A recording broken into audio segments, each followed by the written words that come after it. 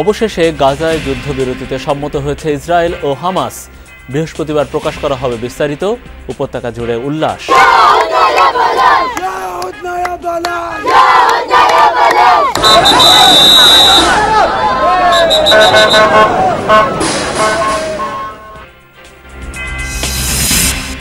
সাম্য, মর্যাদা, ন্যায় বিচার, বহুত্ববাদ এবং গণতন্ত্র সংবিধানের 5 মূলনীতির সুপারিশ সংস্কার কমিশনের দ্বিকক্ষ সংসদে ভোট হবে 4 বছর পর। রাষ্ট্রপতি থাকবেন নির্দলীয়। 5টি মূলনীতি সুপারিশ করছি, সেগুলি হচ্ছে সাম্য, মানবিক মর্যাদা, সামাজিক সুবিচার, বহুত্ববাদ এবং গণতন্ত্র। দলগুলোর মধ্যে গণতন্ত্র প্রতিষ্ঠিত না হয় তাহলে আমরা গণতান্ত্রিক শাসন প্রতিষ্ঠিত করতে পারবো, তা সে আশা করা দুরাশা। জুলাই অভ্যুত্থানের আকাঙ্ক্ষা অটুট রেখে হাঁটতে হবে নির্বাচনের পথে, বললেন ডক্টর ইউনূস। সংস্কারের সময় লাগবে আরও 1.5 বছর, জানালেন উপদেষ্টারা। আরও কিছু সংস্কার প্রত্যাশিত মাত্রায় করতে চাই, তাহলে কয়েক মাস লাগতে পারে, সেটা হচ্ছে সামনের বছর জুনের মধ্যে। গণহত্যার ন্যায় বিচার নিশ্চিতে নেওয়া হচ্ছে যৌক্তিক সময়, জানালেন চিফ প্রসিকিউটর। আওয়ামী লীগ আমলের মতো বিচার হবে না, আশ্বাস আইন উপদেষ্টার।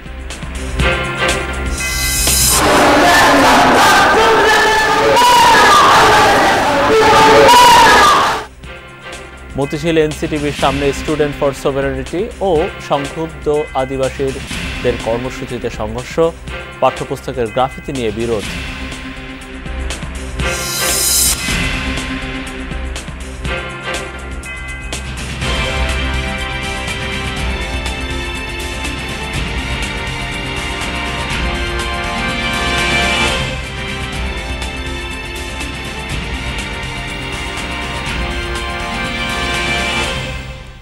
দর্শক, আপনাদের সবাইকে শুভেচ্ছা, আমন্ত্রণ যমুনা নিউজে।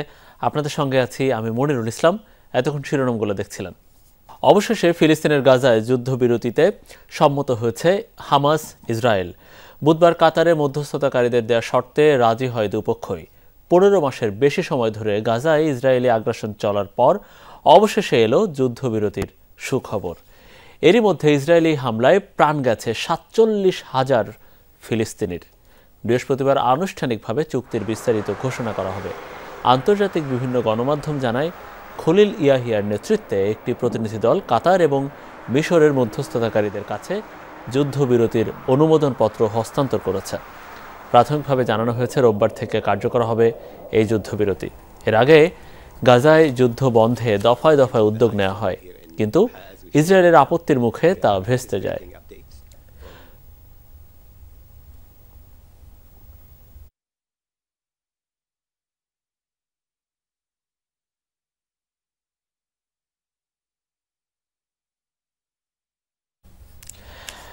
দর্শক, ফিলিস্তিনের গাজায় যুদ্ধবিরতির যে কার্যকরে পুরো উপত্যকা জুড়ে চলছে এখন ফিলিস্তিনিদের উল্লাস।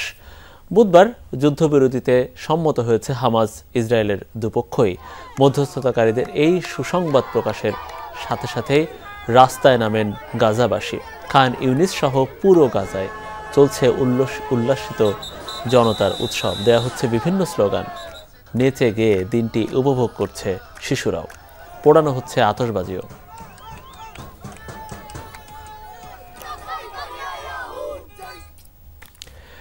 দর্শক, এই যে ফিলিস্তিনের গাজায় যুদ্ধবিরতির যে প্রক্রিয়া, সেটা শুরু থেকে শেষ মোটামুটি পর্যবেক্ষণ করেছেন আমাদের সহকর্মী মীর মুশফিক হাসান। আমরা একটু সরাসরি তার সাথে এই বিষয়টা নিয়ে একটু আলাপ আলোচনা করি। যদিও 47,000 মানুষ মারা গেল ইতিমধ্যে মুশফিক, তারপরেও যে আসলে যুদ্ধবিরতি এখন বলা হচ্ছে, কি কি থাকছে আসলে শর্তে এবং কোন কোন বিষয় এদিক দিয়ে গুরুত্ব পাচ্ছে বা কোন কোন ইস্যুগুলো? মনির, গাজায় এখন সময় রাত 9টার কিছু বেশি। তো বলা যায় নিঃসন্দেহে গেল 1.5 বছরের মধ্যে সবচেয়ে নিশ্চিন্ত রাতটা পার করতে চলেছেন গাজার সাধারণ মানুষ। দেখেছেন আপনারা এরই মধ্যে উল্লাসে সেখানকার মানুষ পথে নেমেছেন।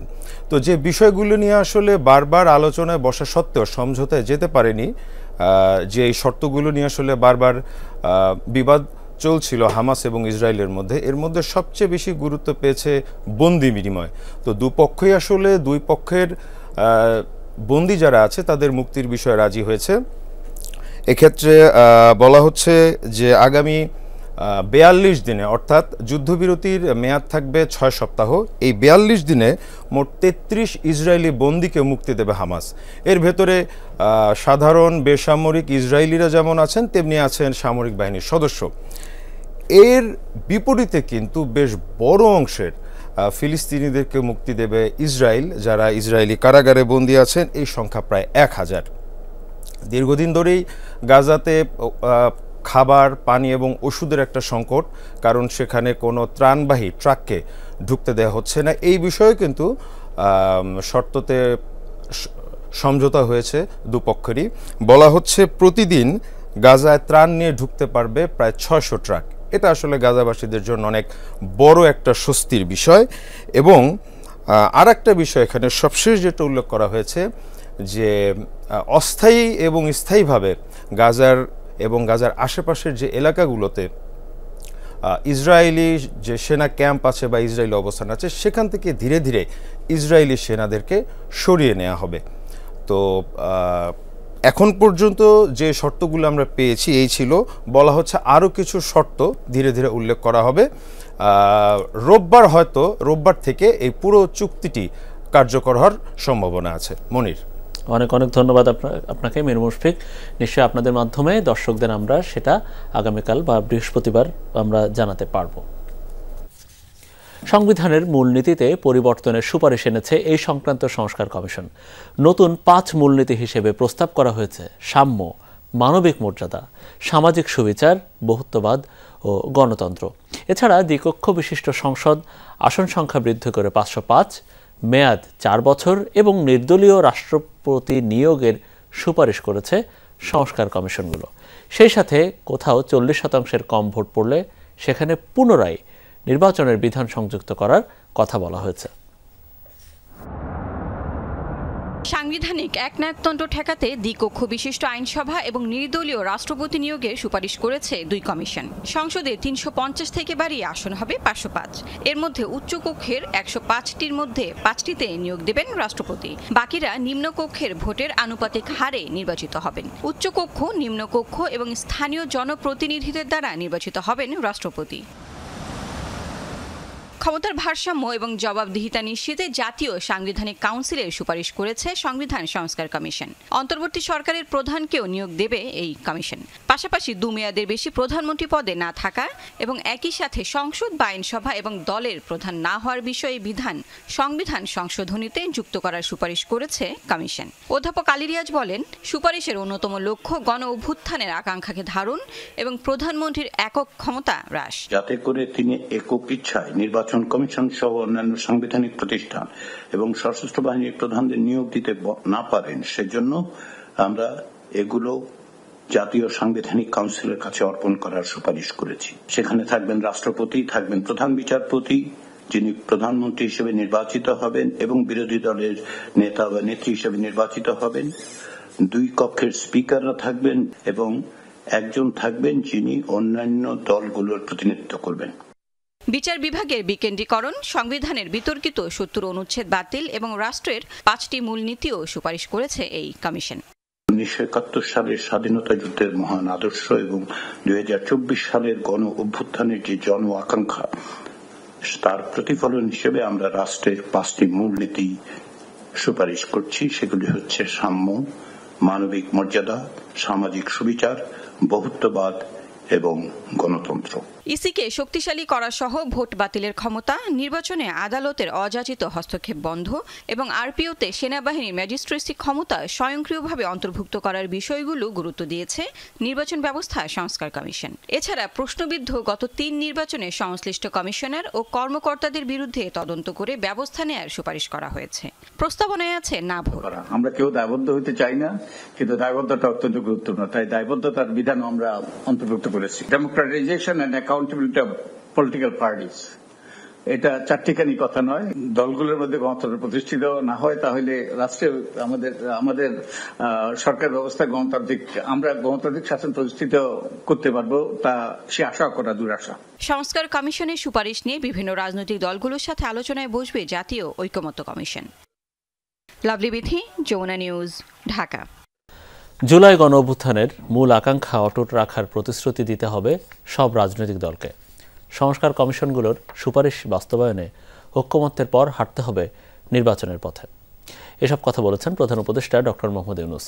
প্রধান উপদেষ্টার কার্যালয়ে সংবিধান, নির্বাচন, দুর্নীতি ও পুলিশ সংস্কার কমিশনের রিপোর্ট জমা নেয়ার সময় তিনি এসব কথা বলেন। ডক্টর ইউনূস বলেন, যে বিষয়গুলো নির্বাচনের আগে বাস্তবায়ন করা যাবে না সেগুলো লিপিবদ্ধ থাকবে।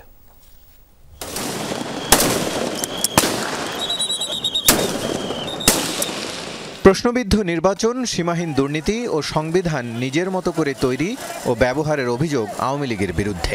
সাম্য প্রতিষ্ঠায় রাজপথে ঐক্যবদ্ধ হয় ছাত্র জনতা। হাজারো প্রাণের বিনিময়ে সফল হয় অভ্যুত্থান, পদত্যাগে বাধ্য হয় শেখ হাসিনা সরকার। দাবি ওঠে রাষ্ট্র মেরামতের। ৩ অক্টোবর গঠন করা হয় ৬টি সংস্কার কমিশন। মেয়াদান্তে সরকারের কাছে প্রতিবেদন জমা দিয়েছে নির্বাচন, সংবিধান, দুর্নীতি ও পুলিশ সংস্কার কমিশন। সকালে প্রধান উপদেষ্টার কার্যালয়ে রিপোর্ট জমা দেন কমিশন প্রধান ও সদস্যরা। আমরা একটা নতুন দেশ, নতুন বাংলাদেশ তৈরি করার স্বপ্ন নিয়ে এটার কাঠামো রচনা করার কাজ আপনাদের হাতে দিয়েছিলাম কমিশনের মাধ্যমে। এটার মাধ্যমে আমরা আলোচনা শুরু করব সবার সঙ্গে, যে সবার মন এর মধ্যে সায় দিচ্ছে কিনা, অঙ্গীকারগুলো পূরণ হচ্ছে কিনা। প্রধান উপদেষ্টা বলেন, মানুষের আকাঙ্ক্ষা বাস্তবায়নে গণ অভ্যুত্থানের সনদ করা হবে। তৈরি হবে সব পক্ষের ঐক্যমত্যের ভিত্তিতে। যে আলোচনা হবে সেই আলোচনার নেতৃত্ব দেবেন আপনারা ঐক্য প্রতিষ্ঠার জন্য। যেহেতু আপনারা তাদের পক্ষ থেকে স্বপ্ন দেখেছেন, ঐতিহাসিক অংশ হিসেবে এটা আমাদের জাতীয় কমিটমেন্ট, এটা কোনো দলীয় কমিটমেন্ট না। আমরা আশা করছি সব দল এই চার্টারে সাইন অন করবে। কিভাবে আমরা করব সেই ঐক্যমত নিয়ে এসে আমরা নতুন সরকারের দিকে চলে যাব। ডক্টর ইউনূস জানান, সংস্কার প্রস্তাব বাস্তবায়ন প্রক্রিয়ার বিষয়ে রাজনীতিবিদদের ঐক্য জরুরি। তারপরেই নতুন সরকার গঠনের লক্ষ্যে নির্বাচনের দিকে এগিয়ে যাওয়া।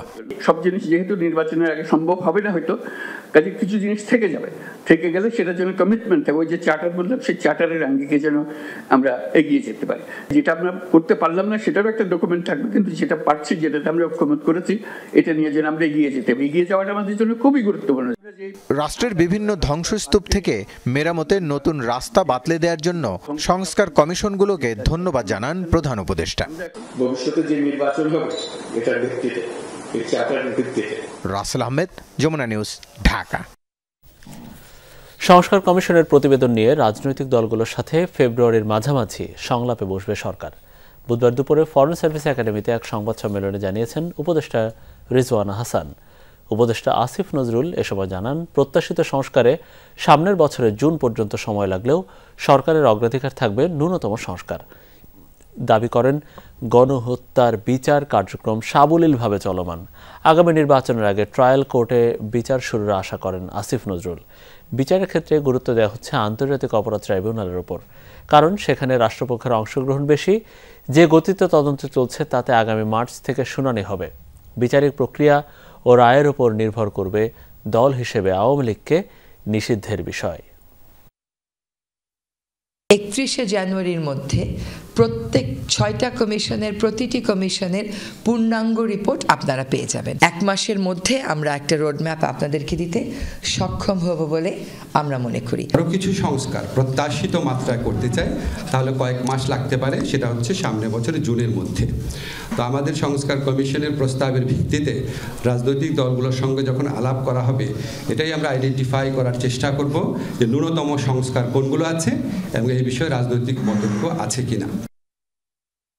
কোম্পানির বেনামি মালিকানার মাধ্যমে অর্থ পাচার রোধে প্রকৃত মালিকানা প্রকাশ্য করার সুপারিশ করেছে দুদক সংস্কার কমিশন। দুদককে সাংবিধানিক স্বীকৃতি দেওয়ার পাশাপাশি প্রতিষ্ঠানটির দুর্নীতিগ্রস্ত কর্মীদের বিচারে উচ্চ পর্যায়ের টাস্ক ফোর্স গঠনের সুপারিশ করা হয়েছে।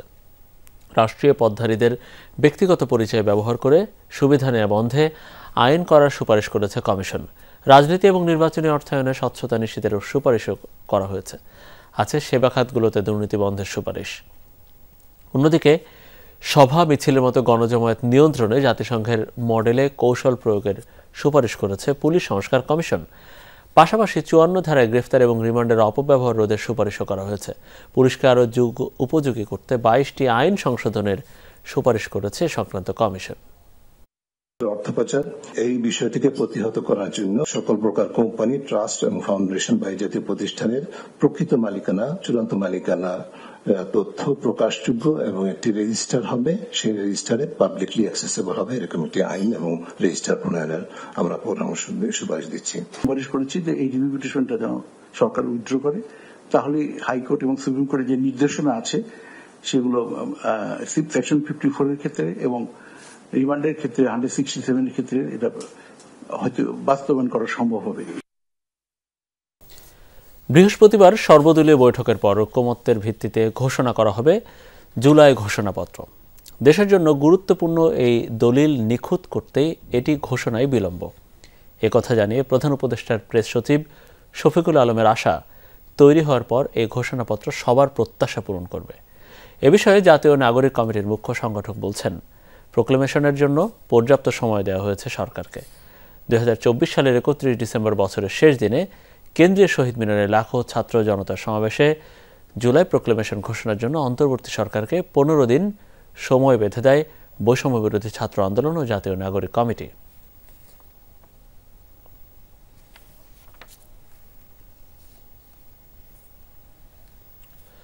শহীদ পরিবারের কাছে জুলাই গণহত্যার ন্যায় বিচার নিশ্চিত করতে ট্রাইব্যুনাল অঙ্গীকারবদ্ধ। যুক্তিসঙ্গত সময় নিয়েই দ্রুত বিচার কাজ শেষ করা হবে বলে জানিয়েছেন চিফ প্রসিকিউটর তাজুল ইসলাম। আর আইন উপদেষ্টা আসিফ নজরুল বলেছেন, শেখ হাসিনার সময়কার বিচারের চেয়ে এসব বিচার যে ভিন্ন তা প্রমাণ করতে চায় সরকার। বুধবার বাংলা একাডেমিতে জুলাই রেভলিউশন এভিডেন্স অফ অ্যাট্রোসিটিতে এসব কথা বলেন তারা।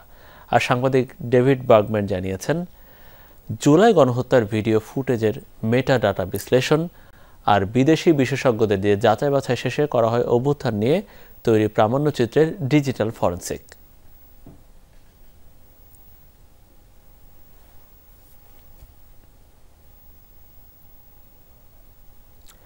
অন্তর্বর্তীকালীন সরকারের বৈধতার জন্যই জুলাই ঘোষণাপত্র জারি জরুরি বলে মনে করে জাতীয় নাগরিক কমিটি ও বৈষম্য বিরোধী ছাত্র আন্দোলন।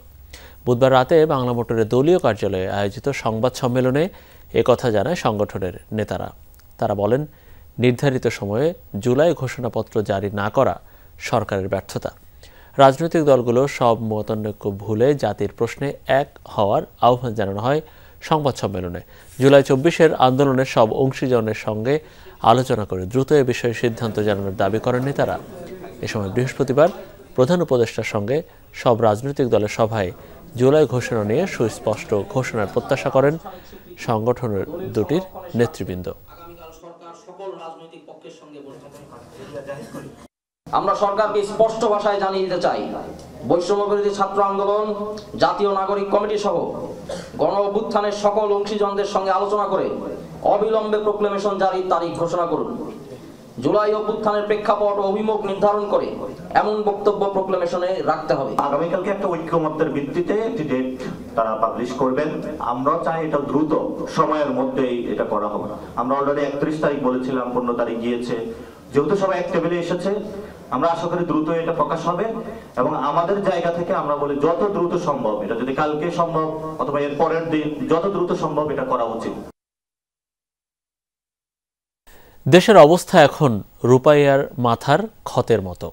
বৈষম্য বিরোধী ছাত্র আন্দোলনের নির্বাহী সদস্য রূপাইয়া শ্রেষ্ঠা তঞ্চঙ্গা সহ অন্যান্য আদিবাসী শিক্ষার্থীদের উপর হামলার প্রতিবাদ সমাবেশে এসব কথা বলেন বৈষম্য বিরোধী ছাত্র আন্দোলনের নেতারা।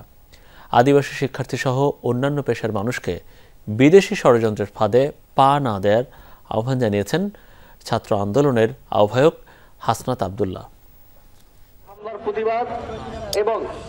এনসিটিভির সামনে নিরীহ শিক্ষার্থীদের ওপর নেক্কারজনক হামলার প্রতিবাদে বৈষম্য বিরোধী ছাত্র আন্দোলনের এই বিক্ষোভ সমাবেশ। সেখান থেকে অবিলম্বে হামলাকারীদের গ্রেফতারের দাবি জানানো হয়। এ সময় হাসনাত আব্দুল্লাহ বলেন, আওয়ামী লীগের ফ্যাসিস্টদের যারা বৈধতা দিয়েছে তারা আবার ফিরে আসতে চাইছে।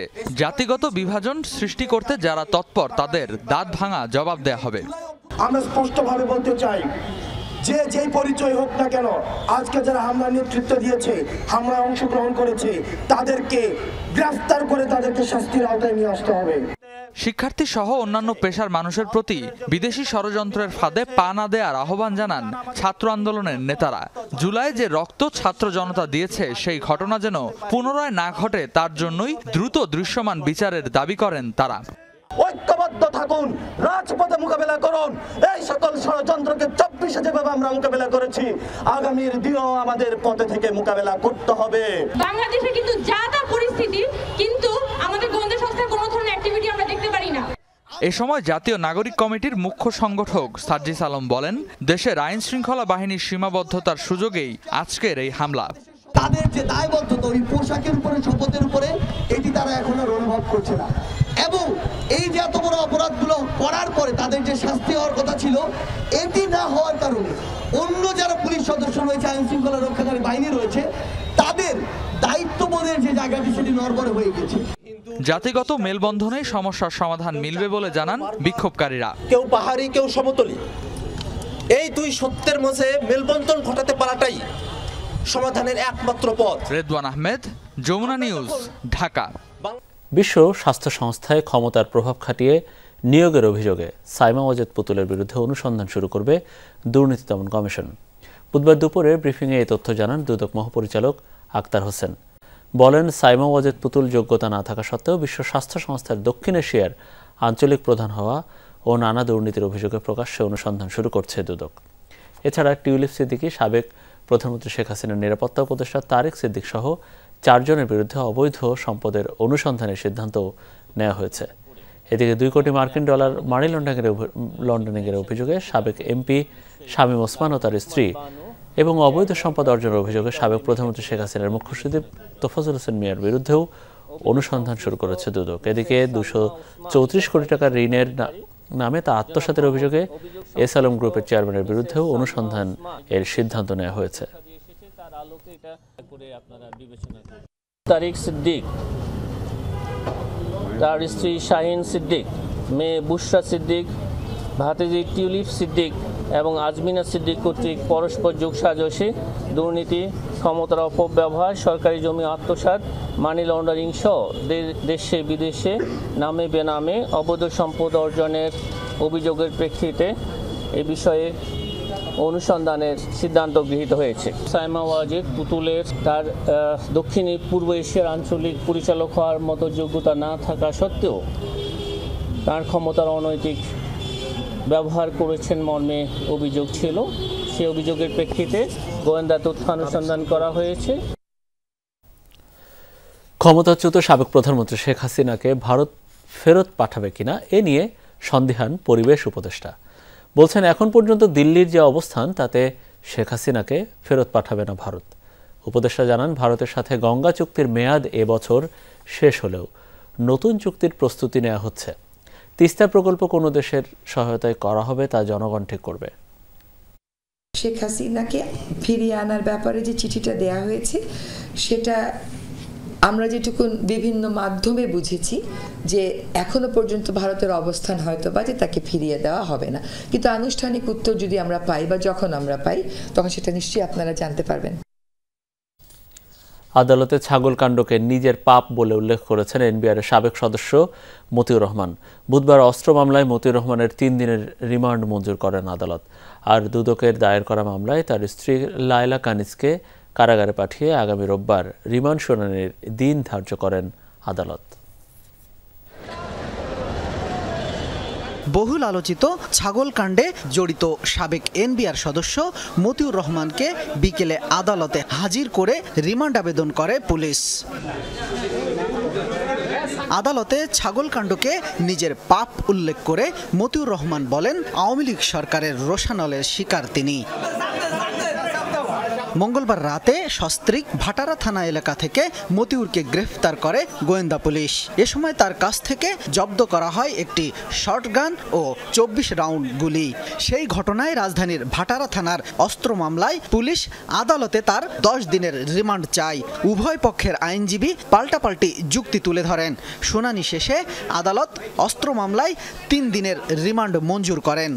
সরকার প্রতি বছর ঘোষণা করে অস্ত্র নবায়ন করার জন্য, যদি কেউ অস্ত্র নবায়ন না করে সেটি একটি বেআইনি অস্ত্র হিসাবে পরিগণিত হয়। সেই জন্য তার বিরুদ্ধে অস্ত্র আইনে অবৈধ অস্ত্র রাখার দায়ে তার বিরুদ্ধে মামলা করা হয়েছে। উভয় পক্ষের বক্তব্য শোনার পর বিজ্ঞ আদালত 3 দিনের রিমান্ড মঞ্জুর করে। আওয়ামী সরকারের আমলে সে বিভিন্নভাবে হ্যারাসমেন্টের শিকার হয়েছে, তার পদোন্নতি হয় না। এসএসএফের যে প্রধান তার সাথে তার শত্রুতা ছিল, তারা এই যে ছাগল কাণ্ডের যে বিষয়টা, এটা তাদের সাজানো নাটক, এটা ডিজিএফআই এটা মেকিং করছে। এদিকে দুদকের দায়ের করা মামলায় দুপুরে আদালতে তোলা হয় সাবেক এনবিআর কর্মকর্তা মতিউর রহমানের প্রথম স্ত্রী সাবেক উপজেলা চেয়ারম্যান লায়লা কানিসকে। সেই মামলায় 7 দিনের রিমান্ড চাইলে তাকে কারাগারে পাঠিয়ে আগামী রোববার রিমান্ড শুনানির জন্য দিন ধার্য করেন আদালত। শামীম রেজা, যমুনা নিউজ, ঢাকা। চীন, ভারত, যুক্তরাষ্ট্র 3 দেশের সাথে ভারসাম্যপূর্ণ সম্পর্ক চায় সরকার। ঢাকা কারোর সাথে সম্পর্ক খারাপ করতে চায় না জানিয়ে পররাষ্ট্র উপদেষ্টা তৌহিদ হোসেনের আশাবাদ, ডোনাল্ড ট্রাম্পের আমলেও ঢাকা ওয়াশিংটন সম্পর্ক হোঁচট খাবে না। আসন্ন চীন সফর নিয়ে ব্রিফিংয়ে তিনি জানান, চীনা পররাষ্ট্রমন্ত্রীর সাথে বৈঠকের ঋণের সুদহার কমানো এবং তা পরিশোধের সময়সীমা 30 বছর করার অনুরোধ রাখা হবে। ভারত, চীন এবং মার্কিন যুক্তরাষ্ট্র 3টি দেশের সাথে সম্পর্ক আমাদের জন্য গুরুত্বপূর্ণ এবং আমরা অবশ্যই একটা ব্যালেন্স রিলেশন মেনটেন করব। আমরা কাউকেই অসন্তুষ্ট করতে চাই না, কিন্তু আমাদের নিজেদের স্বার্থ রক্ষা করে আমরা তাদের সাথে ভালো সম্পর্ক বজায় রাখব। নতুন সরকার যখন আসবে তাদের কিছু বক্তব্য থাকতে পারে, সেটা আমরা দেখব এবং we shall cross the river when the river comes. এখন আমরা স্পেকুলেট করার আসলে কিছু নেই। আমরা মনে করি না যে মার্কিন যুক্তরাষ্ট্রের সরকার পরিবর্তনের কারণে বাংলাদেশের সাথে সম্পর্ক কোনো হোঁচট খাবে। আমি মনে করি যেটা স্মুথলি চলবে। ব্যবসা বাণিজ্য কিংবা বিনিয়োগের ক্ষেত্রে কর হার কত, 27, 36 নাকি 48% স্পষ্ট করে বলা কঠিন। একাধিক এবং উচ্চ কর হার ব্যবসা প্রসারের অন্তরায়, ঘন ঘন নীতির পরিবর্তন এবং এনবিআরের হয়রানি বিনিয়োগের ক্ষেত্রে বড় বাধা। আলোচনা সভায় বলা হয়, বর্ধিত ভ্যাট হার এবং গ্যাসের দাম বৃদ্ধিতে থমকে যাবে বিনিয়োগ। বিডা জানিয়েছে, সংস্কার উদ্যোগ চলছে। কয়েক বছর ধরেই থমকে আছে দেশি বিদেশি বিনিয়োগ। গ্যাস এবং বিদ্যুৎ সংকটের সঙ্গে নতুন করে এখন যোগ হয়েছে উচ্চ ভ্যাটের হার। বুধবার ইআরএফের আয়োজনে বিনিয়োগ সম্ভাবনা এবং চ্যালেঞ্জ নিয়ে আলোচনায় সামনে আসে ব্যবসা ও বিনিয়োগের নানা দিক। বলা হয়, ব্যবসা শুরু করতে এখনো দরকার হয় 23 থেকে 27 ধরনের লাইসেন্স। অংশীজনদের সঙ্গে আলোচনা ছাড়া ভ্যাট বৃদ্ধি ব্যাহত করবে উৎপাদন। বাংলাদেশে আপনি যদি বিজনেস করতে চান, মিনিমাম 23 থেকে 27টা লাইসেন্স লাগে। আপনি আমাকে খুব ওয়েলকামিং করে আনলেন। আমি যখন এক্সিকিউশনে গেলাম, দেখলাম যে ভাই আমার একটা ট্রেড লাইসেন্স নিতে লাগে 6 মাস। আমার ওখান থেকে প্রত্যেকটা অফিসে আমাদের লোকগুলোকে পাঠাতে হয়। It takes huge time. অস্থিরতাটা অথবা অনিশ্চয়তাটা এইটা দূর করতে হবে, তাদেরকে কমফোর্ট দিতে হবে, সিকিউরড তাদের পরিবেশ দিতে হবে যাতে তারা ব্যবসা করতে পারে। ব্যবসায় প্রকৃত কর হার কত তা নিয়ে আছে ধোঁয়াশা। এনবিআর এর হয়রানিও থামছে না। ঘন ঘন নীতির পরিবর্তন হচ্ছে। এখনো বলা হয়, গ্যাসের দাম বৃদ্ধি হলে টিকে থাকা কঠিন হবে। এত স্টেজে বিভিন্ন ধরনের ট্যাক্স রেট অ্যাপ্লাই হচ্ছে যে এফেক্টিভ ট্যাক্স রেটের কোনো বেসিক একটা স্ট্রাকচার নাই। যেটা হচ্ছে ইনভেস্টমেন্টের প্রথম বাধা। এই স্ট্রাকচারগুলি ভেঙে দিতে হবে। সবগুলো কারাপ্ট হয়ে গেছে, সবগুলো নষ্ট হয়ে গেছে। অ্যাডভাইজার দেখলাম, টেলিভিশন দেখছিলাম, অলরেডি বলছে যে গ্যাসের দাম যদি 75 টাকা হয় তাহলে খুব একটা ইম্প্যাক্ট পড়বে না। যিনি বলেছেন খুব একটা ইম্প্যাক্ট না, আমার যে ইন্ডাস্ট্রিটা পছন্দ আছে সেটা নিয়ে নেই, চালাক। সব সরকারের ক্যারেক্টার এক। বাণিজ্য বিনিয়োগ সংক্রান্ত সব সেবা সংস্থাগুলো এক ছাতার নিচে আনতে উদ্যোগ নিয়েছে বিডা। একই সঙ্গে সরকারের অব্যবহৃত সম্পত্তি নতুন বিনিয়োগে কাজে লাগাতে হচ্ছে পরিকল্পনা। যেই মিনিস্ট্রিগুলা থেকে ইনভেস্টরদেরকে খুব হাই ফ্রিকোয়েন্সিতে সার্ভিস নিতে হয়, সেই মিনিস্ট্রিগুলার একজন অথরিটেটিভ ইন্ডিভিজুয়াল যার যথেষ্ট ধরনের কন্ট্রোল আছে, সেরকম কেউ একজন বিডার অফিসে থাকবেন। সো দ্যাট ইনভেস্টরের জন্য আসলে ইন্টার মিনিস্ট্রিয়াল এঙ্গেজমেন্টের জন্য একটা জায়গায় আসলেই তিনি সবগুলা মিনিস্ট্রির সাথে এঙ্গেজ করতে পারেন। বলা হয়, সৎ ও যোগ্য নেতৃত্ব এলে ঘুরে দাঁড়াবে ব্যবসা বাণিজ্য। আগামী 7 এপ্রিল ঢাকায় বিজনেস সামিটের আয়োজন করেছে বিনিয়োগ উন্নয়ন কর্তৃপক্ষ। নিজে সৎ, তার ক্যাবিনেট সৎ। রিমন রহমান, যমুনা নিউজ, ঢাকা। গাজীপুরে সন্ত্রাস, চাঁদাবাজি, মাদক ও নৈরাজ্যের বিরুদ্ধে বিক্ষোভ ও প্রতিবাদ সভা করেছে মহানগর বিএনপির নেতাকর্মীরা। সভায় প্রধান অতিথি ছিলেন গাজীপুর মহানগর বিএনপির সভাপতি শওকত হোসেন সরকার। প্রধান বক্তা ছিলেন বাসন মেট্রো থানার সভাপতি তানভীর সিরাজ। বক্তারা বলেন, গাজীপুরে কোনো চাঁদাবাজের ঠাঁই হবে না। এছাড়া দেশ পরিচালনার জন্য তারেক রহমানের ৩১ দফা দেশের মানুষের কাছে পৌঁছে দিতে নেতাকর্মীদের প্রতি আহ্বান জানান বক্তারা। সভায় স্থানীয় বিএনপির সহযোগী সংগঠনের নেতাকর্মীরা উপস্থিত ছিলেন। গত ১৫ বছরে আওয়ামী লীগ যে অপকর্ম করেছে তার কারণেই সাবেক প্রধানমন্ত্রী সহ মন্ত্রী এমপিদের দেশ থেকে পালিয়ে যেতে হয়েছে। বরগুনার বামনায় এমনটা বলেছেন আরাফাত রহমান কোকর, ক্রীড়া সংসদ ঢাকা মহানগর উত্তরের সভাপতি মিজানুর রহমান খান জাকির। খালেদা জিয়ার সুস্থতা কামনা ও বিএনপির প্রয়াত ভাইস চেয়ারম্যান খন্দকার মাহবুব হোসেনের দ্বিতীয় মৃত্যুবার্ষিকীতে আয়োজিত দোয়া ও মিলাদ মাহফিলে অংশ নেন তিনি। এ সময় মিজানুর রহমান খান জাকির বলেন, সাধারণ মানুষ যারা আওয়ামী লীগকে সমর্থন করত তারাও আজ দলটিকে ঘৃণা করে। সমৃদ্ধ বাংলাদেশ গড়ে তুলতে সবাইকে ঐক্যবদ্ধ থাকার আহ্বান জানান তিনি। এ সময় বামনা ও পাথরঘাটা উপজেলা বিএনপির নেতৃবৃন্দ উপস্থিত ছিলেন। তত্ত্বাবধায়ক সরকারের কাছে আমার অনুরোধ থাকবে, আপনারা যত দ্রুত সম্ভব এটা সংস্কার করে একটি সুষ্ঠু নির্বাচন দিয়ে গণতান্ত্রিক সরকারের হাতে দেশের ক্ষমতা ছেড়ে দিলে আশা করি দেশ আরো ভালো চলবে। ইসলাম সকল ক্ষেত্রে কুরআন হাদিসের উপর নির্ভর করে, বৈজ্ঞানিক বিশ্লেষণের উপর নয়, এমন মন্তব্য করেছেন বাংলাদেশ খেলাফত মজলিসের আমির মাওলানা মামুনুল হক।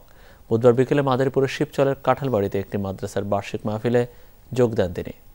এ সময় মামুনুল হক আরও বলেন, বৈজ্ঞানিক বিশ্লেষণ যুগে যুগে পরিবর্তন হয়, বিজ্ঞানের বক্তব্য মতামত সবই পরিবর্তনশীল, কিন্তু 1400 বছর আগে ইসলাম যা বলেছে আজও সেখানে অবস্থান করছে বলে মন্তব্য করেন তিনি। এ সময় দেশের বিভিন্ন স্থান থেকে আগত ইসলামী বক্তারা উপস্থিত ছিলেন। ইসলাম সকল ক্ষেত্রে কোরআন হাদিসের উপর নির্ভর করে, বৈজ্ঞানিক বিশ্লেষণের উপর ইসলাম নির্ভর করে না, কারণ বৈজ্ঞানিক বিশ্লেষণ এটা যুগে যুগে পরিবর্তন হয়। কুমিল্লায় 4 বছরের শিশু নাবিলাকে ধর্ষণ ও হত্যা মামলার আসামি মেহরাজ হোসেন তুষারকে মৃত্যুদণ্ড দিয়েছেন আদালত। বুধবার বিকেলে কুমিল্লা জেলা নারী ও শিশু ট্রাইব্যুনাল 1-এর বিচারক নাজমুল হক শ্যামল এর রায় দিয়েছেন। একই সাথে আসামিকে 1 লক্ষ টাকা অর্থদণ্ডের আদেশ দেওয়া হয়েছে। মামলার বিবরণে উল্লেখ, 2018 সালের 17 ডিসেম্বর চকলেটের প্রলোভন দেখিয়ে ধর্ষণের পর হত্যা করে একটি নির্মাণাধীন বাড়ির কার্নিশে ব্যাগে মুড়িয়ে ফেলে রাখে প্রতিবেশী মেহরাজ। পরদিন শিশুটির মরদেহ উদ্ধার করে পুলিশ। এ ঘটনায় নাবিলার দাদা আব্দুল আজিজ বাদী হয়ে অজ্ঞাতদের বিরুদ্ধে হত্যা মামলা করেন। পরে তদন্তের মাধ্যমে মেহরাজ হোসেন তুষারকে গ্রেফতার করে পুলিশ। চট্টগ্রামে চান্দগাঁওয়ের মোহরা পাইলট একাডেমি স্কুলের এক শিক্ষিকাকে ধর্ষণ চেষ্টার অভিযোগ উঠেছে প্রধান শিক্ষক প্রকৌশলী দেদুল বড়ুয়ার বিরুদ্ধে। বিকেলে ধর্ষণের অভিযোগে তাকে আটক করে স্থানীয়রা। অভিযোগ, দুপুরে দেদুল বড়ুয়া স্কুলের প্রধান ফটক বন্ধ করে ওই নারী শিক্ষককে ধর্ষণের চেষ্টা করেন।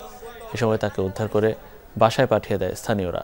খবর পেয়ে পুলিশে গিয়ে অভিযুক্ত শিক্ষককে থানায় নিয়ে যায়। প্রধান শিক্ষক দেদুল বড়ুয়া মোহরা ওয়ার্ড স্বেচ্ছাসেবক দলের সদস্য সচিব।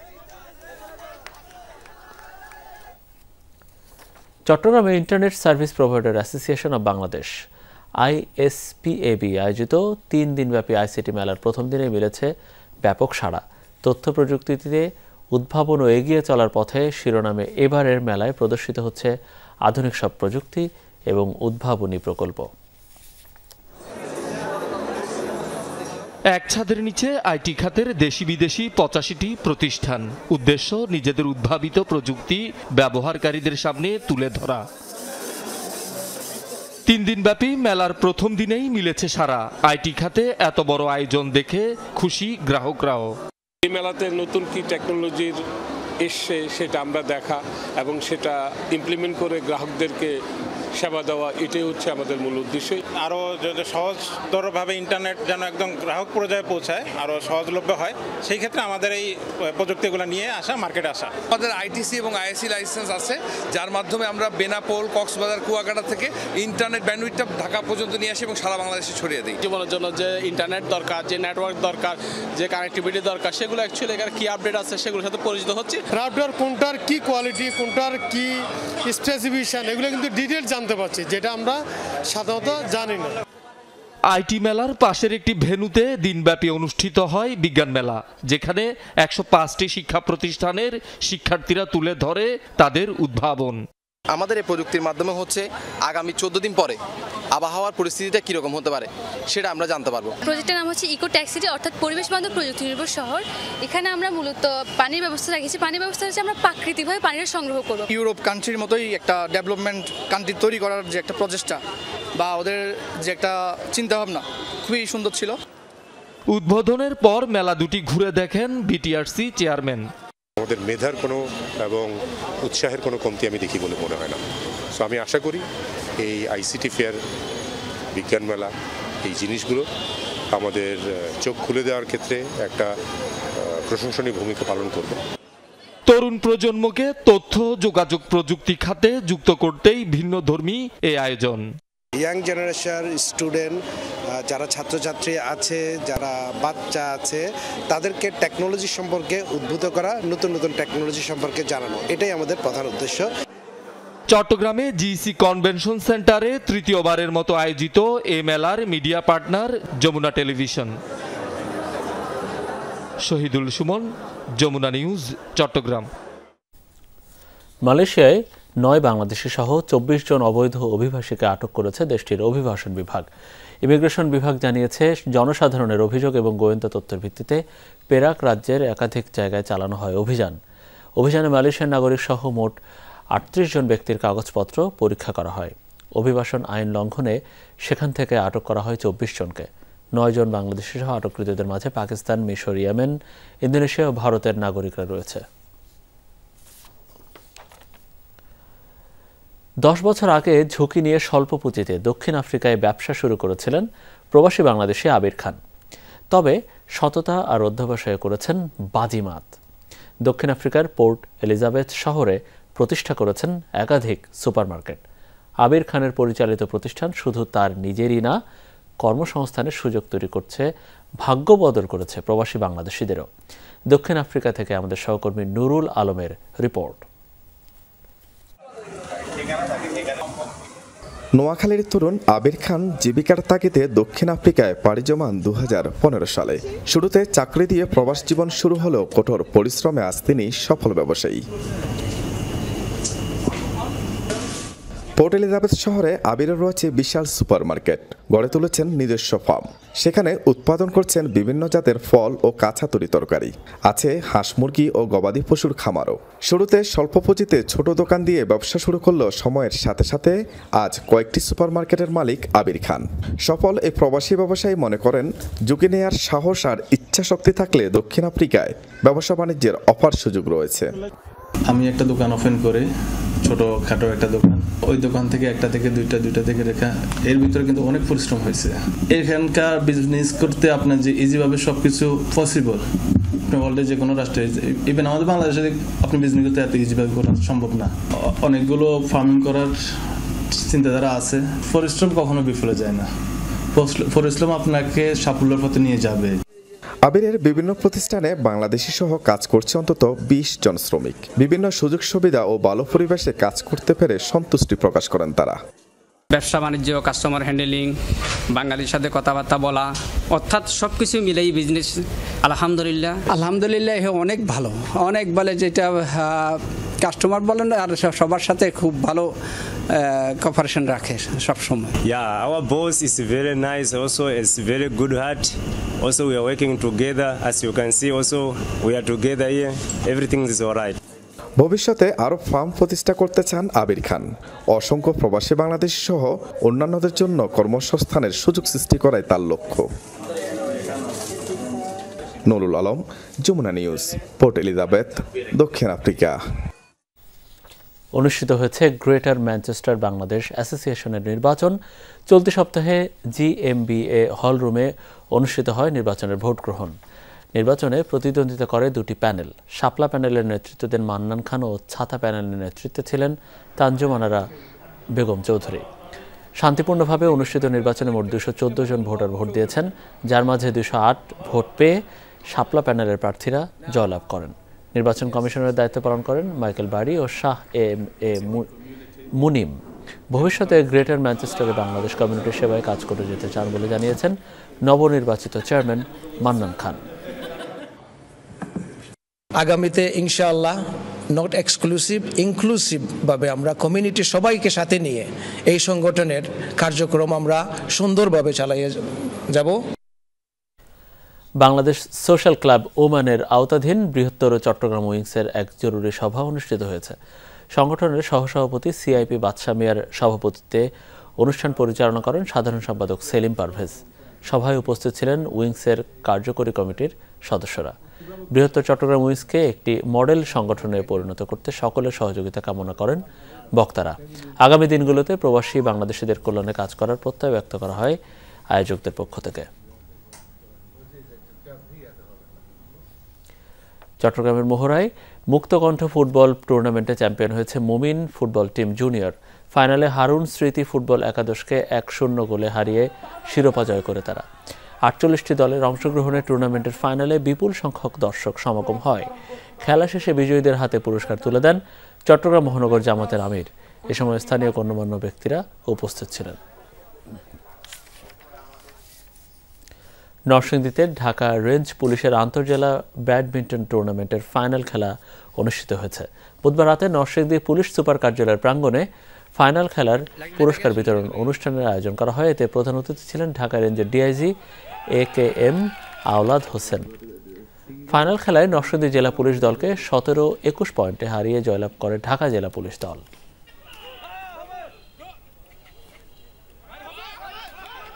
পাঠ্যপুস্তকে আদিবাসী লেখা চিত্রকর্ম রাখা না রাখা নিয়ে দুই পক্ষের কর্মসূচিতে হাতাহাতি ও সংঘর্ষ হয়েছে। এতে আহত হয়েছেন অন্তত 10 জন। দুপুরে মতিঝিল NCTVর সামনে এই ঘটনা ঘটে। স্টুডেন্ট ফর সভারেন্টি এবং সংক্ষুব্ধ আদিবাসী ছাত্র জনতার ব্যানারে দুপক্ষই হামলার জন্য পরস্পরকে দায়ী করেছে। তাদের অভিযোগ হামলা করা হয়েছে পরিকল্পিতভাবে। নবম ও দশম শ্রেণীর বাংলা ব্যাকরণ বইয়ের পেছনের প্রচ্ছদ নিয়ে দুপক্ষের বিরোধ।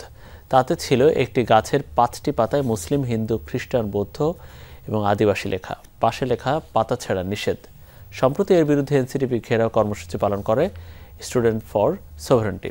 পরে বইয়ের অনলাইন সংস্করণ সরানো হয় ওই চিত্রকর্ম। এদিকে আহত আদিবাসী শিক্ষার্থীদের দেখতে ঢাকা মেডিকেল কলেজ হাসপাতালে যান নাগরিক সমাজের প্রতিনিধিরা। এ ঘটনার তীব্র নিন্দা জানিয়েছেন তারা। আমরা পাঠ্যপুস্তকের নবম শ্রেণীর বইয়ের পিছনে যে প্রচ্ছদ ছিল সেখানে আদিবাসী একটা শব্দ ছিল। আমরা তো সবাই বাঙালি। 3 পার্বত্য জেলা যদি আদিবাসী শব্দ তারা প্রমোট করতে পারে তাহলে 3 পার্বত্য জেলা বাংলাদেশ থেকে হারিয়ে যাবে এবং এটা বাংলাদেশের স্বাধীনতার সার্বভৌমত্বের জন্য হুমকি। যারা আমাদের উপর হামলা করেছে তাদেরকে অবিলম্বে চিহ্নিত করে দ্রুত গ্রেপ্তার এবং শাস্তির দাবি জানাচ্ছি আমরা। অন্যথায় আমরা বলছি যে আগামী 17 জানুয়ারি আমরা ডক্টর ইউনূসের বাসভবন যমুনা ঘেরাও কর্মসূচি ঘোষণা করছি। চট্টগ্রামে জুলাই গণঅভ্যুত্থানে সংগঠিত মানবতা বিরোধী অপরাধের সাক্ষ্য পেয়েছে আন্তর্জাতিক অপরাধ ট্রাইব্যুনাল। সাক্ষ্য গ্রহণে অংশ নিয়েছে আন্দোলনকারী সহ আহত শিক্ষার্থী ও প্রত্যক্ষদর্শীরা। বুধবার সকাল থেকে সন্ধ্যা পর্যন্ত চট্টগ্রাম মেট্রোপলিটন পুলিশের কার্যালয়ে সাক্ষ্য গ্রহণ চলে। পরে ঢাকা থেকে আন্তর্জাতিক অপরাধ ট্রাইব্যুনাল বাংলাদেশের public prosecutor Simon Reza Talukdar এই বিষয়ে গণমাধ্যমের সাথে কথা বলেন। দ্রুত অপরাধ ট্রাইব্যুনালে জুলাই গণঅভ্যুত্থানে অপরাধের সাথে জড়িতদের আইনের মুখোমুখি করে শাস্তির আওতায় আনা হবে বলে জানান পাবলিক প্রসিকিউটর। দর্শকের এই ছিল আমাদের যমুনা নিউজের আয়োজন। এতক্ষণ আমাদের সাথে থাকার জন্য আপনাদের সবাইকে অনেক অনেক ধন্যবাদ।